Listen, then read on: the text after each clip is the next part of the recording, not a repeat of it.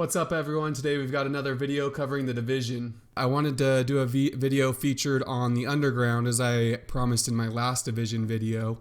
So to access the Underground, you just go to the terminal, which is shown there on the map. You can fast travel to it if you've already unlocked it and come down to this elevator. If you don't have it unlocked, you have to do a mission down in the Tenderloin district in that area of the map. But then once you come down to the Underground, you have a vendor, you have a stash, and you come to this big table here.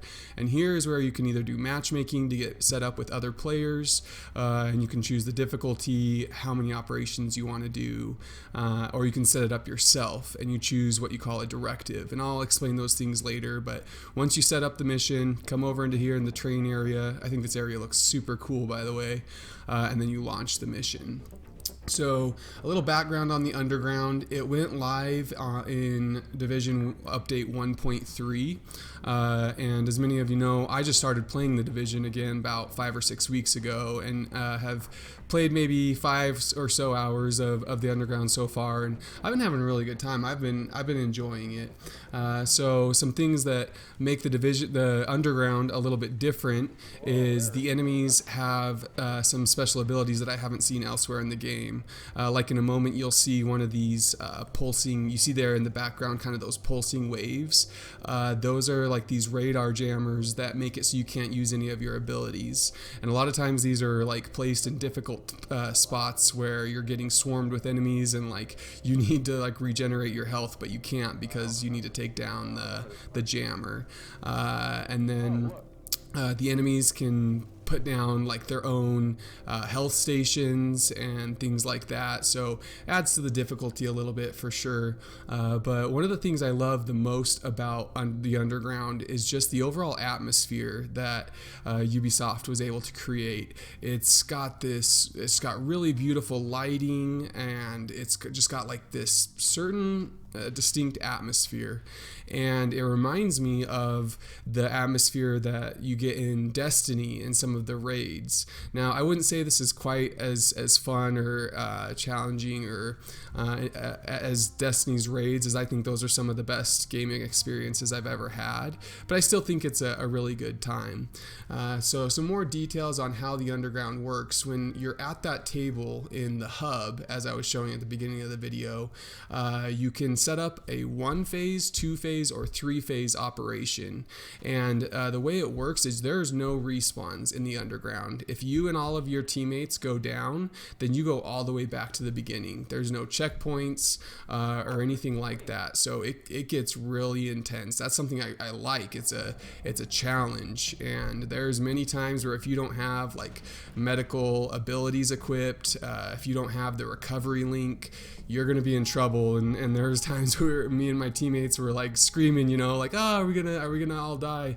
And sometimes you do, and sometimes you're able to pull through it. So I really like that challenging aspect of it. So back to what I was saying with the 1, 2, or 3-phase operation, the more operations you link together, if you do a 3-phase operation, you're going to get more and better loot. And so, but if you complete operations 1 and 2 and you get to the 3rd and you die, that you 1 and 2 didn't count essentially.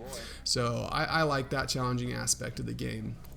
Another thing you choose when you're setting up a mission is a directive. So these are kind of like special abilities for the enemies. The first one was Fog of War, where the mini-map is disabled, there's not a directional threat indicator, and there's low visibility. I think that one's pretty fun. There's Waste Not, Want Not, which essentially if you don't use all of the bullets in a magazine and you reload, you lose whatever bullets were left in that magazine. So that makes like conserving your ammo and making sure you use the entirety of a clip before reloading more important. There's Mad Skills, where if you use a skill, it resets the cooldown of other equipped skills, and using a signature skill resets the cooldown on signature skills for the rest of your group members. So that makes it pretty difficult. There's Special Forces, where the NPCs have like special ammo types, like incendiary ammo, and that's what was was equipped on this run through, and so when they were hitting us, you'd light on fire and you have to pat yourself out, and you couldn't use your abilities or reload for a couple of seconds, so that made for some scary moments. And then there's sickness, and sickness makes it so your health drains at a constant rate whenever you're above one segment of health. So those directives can kind of switch things up, make it a little bit different, make it more challenging. And again, if you have those equipped, it gives you better loot. And then the types of operations vary as well. So the first one is like a surgical strike, where you're trying to just find high value targets. The next one is critical infrastructure, where you have to clear and protect generators. And then there's missing patrol, where you're looking for JTF patrols and helping them defend some hostiles and things like that. There's recovering the report, where you find a JTF officer and an intel report, and then you have to eliminate a couple of groups of hostiles and locate some GPS data to find another JTF officer. And then upon entering the third area and clearing all the enemies, you get a key where you can free the JTF officer. And then you have to clear a few more waves. But that one's pretty fun. I like the recovering report. Then there's supply depot, where you have to find and destroy a couple of supply crates and defend them for a certain amount of time. And then lastly, there's the target of opportunity, where you have to find a high value target and you have 20 minutes to reach the final area and eliminate the boss. So that's another thing that I wanted to mention, is the time limits on some of these objectives. So in other areas of the Division, when I was doing like the main story missions or just exploring the regular universe, if you had a time limit, it's like you have 45 minutes to locate this thing that's going to take you 3 minutes to find. And so there was really no like pressure or time crunch or anything like that. But that's not the case in the Underground. If you're playing on challenging difficulty, and there's a time limit, there's definitely some times where we were like pressed against the clock. On one of the things we had to destroy one of those generators, and it got down to 5 seconds before we finally eliminated it, and that was like on phase 2, so we would have lost like 40 minutes of playtime if we hadn't gotten that generator. So I thought that was really exciting, and it definitely had that like cheering hooray moment for me and my teammates when that happened. One of the common complaints that I've heard regarding the Underground from players that have been playing the Division for longer than me is that it can get repetitive. And I think that's a valid complaint. I could see how some of these missions could get repetitive after a little while, but for me, I think like I said, I've put maybe 5 hours into it so far. I'll probably put another 5 to 10 hours max into it, just because I think it's a fun world to explore. I think the missions are a good level of difficulty, and I could see that this is another common complaint in the Division, and not just specific to the Underground, but overall right now the loot in the Division is a little bit broken. It's not as exciting as a loot-based shooter should be in terms of getting like a really rare drop. There's just a little bit too much loot and not enough rare loot that you only get from the most difficult activities. And I think that the Underground could be a lot better if it was similar to Destiny, where you were doing the raid on Destiny on the hardest difficulty, and you're like, yes, I finally got that drop that I wanted to get.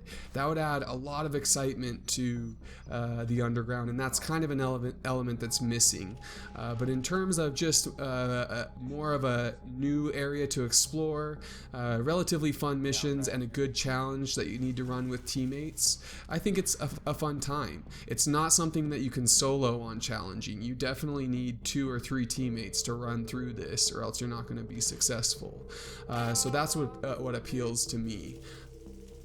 One other slightly negative aspect that I wanted to highlight was the fact that if you're not able to party up with someone who has gone through the Underground, you're going to have to start on normal difficulty.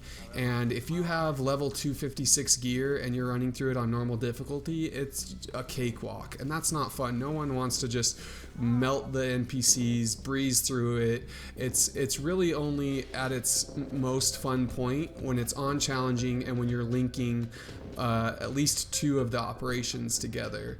So I would just plan on hopefully you have either a friend that has played the underground some, or going down. If you go down into the hub and you look at the surrounding players, it's relatively easy. I've done it several times where I've gone down, found someone that had completed some of them on challenging and was able to party up with them. And then once you've done that a couple of times, you'll unlock it for yourself and be able to set up missions without having to party up and just play with your friends and whatnot.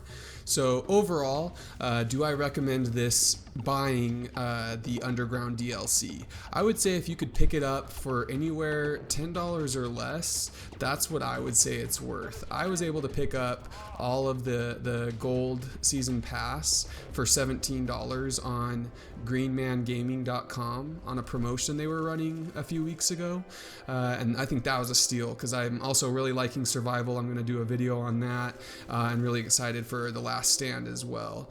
So if you could get a deal around that for the whole DLC, definitely buy. If we're talking about just the Underground, $10 or less is what I would think about what it would be worth. I had a good time. I'm having a good time running around in the Underground. I'm looking forward to playing it some more. It's one of the more challenging things that I've done in the Division, kind of comparable to the Incursions, but I think it's a prettier, more developed atmosphere in this world than in the Incursions. So tell me what you guys think. Have you had a chance to play the Underground? Does this video make you want to play it more, or did you see it and you're kind of like, I'm okay not playing the Underground? I'd love to hear what you guys think. As always, please leave a like and subscribe to the channel, and I'm always appreciative of feedback. I really want to put out content that you guys want to see, so let me know what you want to see in the next video. Have a good one, guys.